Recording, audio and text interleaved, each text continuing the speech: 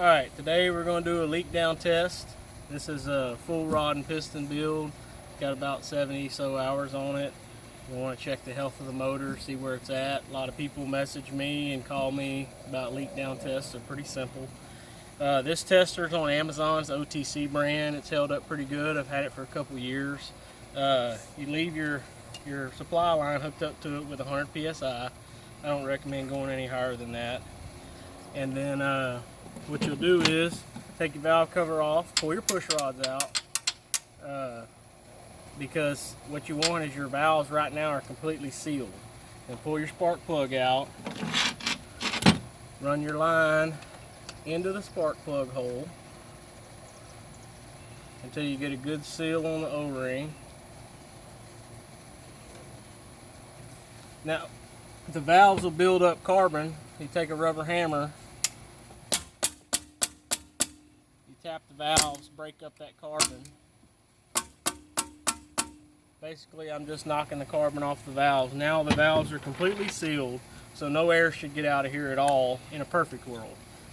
Average, y'all's motors are going to be about 10% leakage. Hook this up, and it takes a few minutes for the gauges to equalize. During this time, I usually listen where the air is coming out. If it's coming out the exhaust, you have an exhaust leak on your exhaust valve. If it's coming out the throttle body or your carb, then you have an intake valve leak. If it's coming from inside here, it can be one of two things. It could be your head gasket or it could be your rings. You'll have to eliminate the head gasket in order to figure out if it's the ring, because your crankcase will build up pressure right there.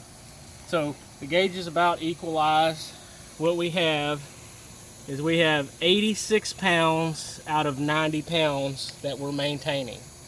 So you take your calculator, we got 86 divided by 90 equals -1. We have 4% leakage on cylinder 1. 4% is very good for 70 hours. And you know, if it was me, I wouldn't waste the time pulling the heads and doing a valve job. We're going to let them keep running, let it go another 100 hours or so until it gets to about 10% and pull it off. If you keep this tested regularly on your motor can stay in good health. A compression test really doesn't tell you anything that you need to know about an engine.